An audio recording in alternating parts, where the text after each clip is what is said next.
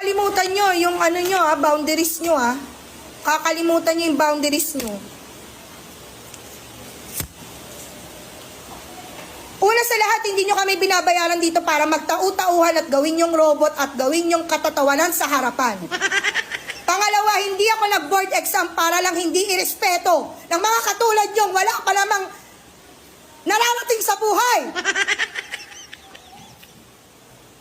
Ang kakapal ng mga mukha nyo.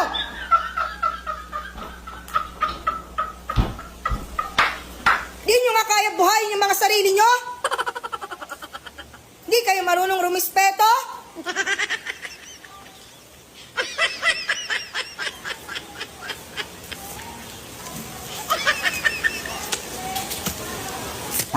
Mag-board exam din kayo para malaman nyo kung hanggang saan kayo.